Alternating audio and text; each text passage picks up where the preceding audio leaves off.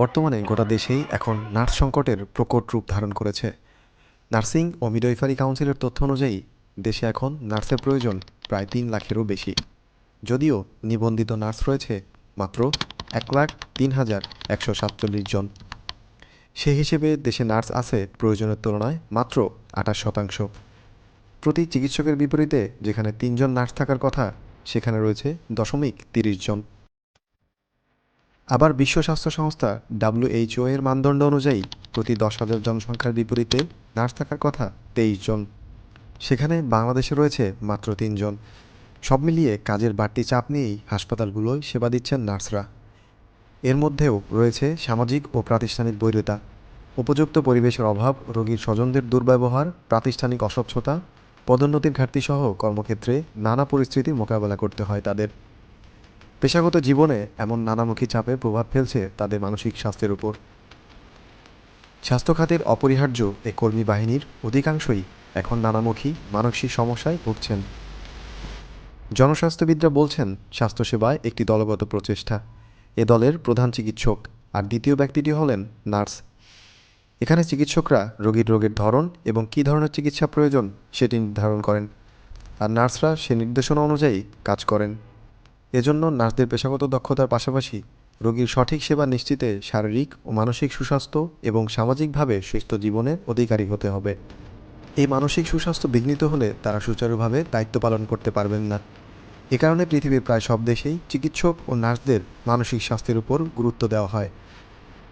চাপমুক্ত সুন্দর কর্মক্ষেত্র মানসিক স্বাস্থ্য ভালো রাখার অন্যতম প্রভাবক হিসেবে দেখছেন জনস্বাস্থ্য বিশেষজ্ঞ লেলিন চৌধুরী। তিনি বলেন, আন্তর্জাতিক মান অনুযায়ী একজন চিকিৎসকের বিপরীতে 3 জন নার্স থাকার কথা। সেখানে বাংলাদেশে গড়ে 2 জন চিকিৎসকের বিপরীতে রয়েছে 1 জন নার্স। অর্থাৎ একজন নার্সের কাজের বোঝা যতটুকু থাকা দরকার তার চেয়ে প্রায় 6 গুণ বেশি কাজ করতে হচ্ছে। এ কাজের বোঝা টানতে গিয়ে তারা মানসিকভাবে ক্লান্ত হয়ে পড়ছে। ফলে রোগী ও তাদের স্বজনদের সঙ্গে যেমন নার্সসুলভ আচরণ করার কথা তেমনটি করতে পারছেন না। তিনি আরও বলেন, পৃথিবীর অন্যান্য দেশে নার্সদের যেমন মর্যাদা রয়েছে বাংলাদেশে তেমনটি নেই। সামাজিকভাবেও তারা অবমূল্যায়িত। সামাজিকভাবে ক্ষমতাবানরা তাদের কিছুটা তাচ্ছিল্যের চোখেও দেখে। নার্সরা ভালো না থাকলে রোগীরাও ভালো সেবা পাবে না। এজন্য পর্যাপ্ত নার্স নিয়োগ দিয়ে তাদের প্রশিক্ষণ দিতে হবে, যথাযথ পদায়নের জায়গা নিশ্চিত করতে হবে। 2021 সালের এক গবেষণার তথ্য অনুযায়ী দেশের 86% নার্স অনুপযুক্ত পরিবেশে কাজ করছেন। কোলাহলমুখর, স্বল্প আলো, অপরিচ্ছন্ন পরিবেশ ও অপর্যাপ্ত বায়ু প্রবাহের মধ্যে দিনের পর দিন কাজ করে যাচ্ছেন তারা। এরপরেও কর্মজীবনে পদোন্নতি পান না প্রায় 70% নার্স। পদোন্নতি না পাওয়া এসব স্বাস্থ্যসেবা কর্মী এ পেশায় নিয়োজিত রয়েছেন 10 থেকে 12 বছর ধরে। এর সঙ্গে সঙ্গে অতিরিক্ত কাজের চাপ, প্রাতিষ্ঠানিক দ্বন্দ্বসহ বিভিন্ন কারণে তাদের মধ্যে পেশাগত চাপ তৈরি হয়, যা তাদের শারীরিক ও মানসিক বিপর্যস্ত করে তোলে। বর্তমানে দেশের 4টি বিশ্ববিদ্যালয় ও নার্সিং ইনস্টিটিউটের বিশেষজ্ঞদের পরিচালিত সাম্প্রতিক এক গবেষণায় দেখা গেছে, পেশাগত কাজ করতে গিয়ে নার্সদের প্রায় 51% উদ্বেগ ও বিষণ্ণতার মতো মানসিক ব্যাধিতে ভুগছেন। মানসিকভাবে অস্বাস্থ্যকর পরিস্থিতির মধ্যে দিন পার করছেন প্রায় 60% নার্স। শারীরিক বা পরিবেশগতভাবে দুর্বল অবস্থায় রয়েছেন 42%। সামাজিকভাবে বিভিন্ন কার্যক্রমে যুক্ত হতে পেরেছেন মাত্র 48% নার্স। 20%-এর মধ্যে বিষণ্ণতা কাজ করছে। 4 মাস ধরে বিভিন্ন পদ্ধতিতে সংগৃহীত তথ্যের ভিত্তিতে পরিচালিত এই গবেষণার ফলাফল প্রকাশ হয়েছে। Mental health status among the nurses working at a tertiary level hospital in Dhaka শীর্ষক প্রতিবেদনে আন্তর্জাতিক বৈজ্ঞানিক journal OIRT journal of medical and health science এ প্রতিবেদনটি প্রকাশ করেছেন।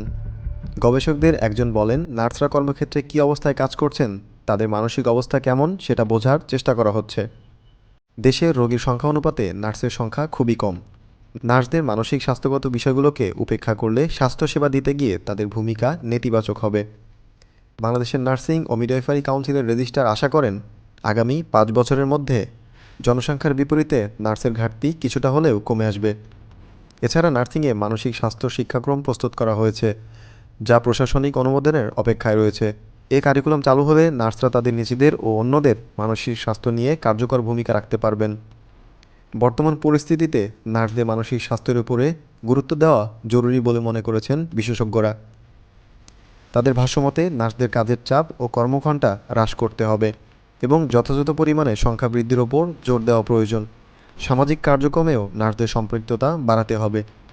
এছাড়াও বিশেষজ্ঞরা মনে করেন নার্সরা তাদের পছন্দের জায়গায় পদায়ন না পাওয়ার কারণেও মানসিকভাবে বিপর্যস্ত হচ্ছেন।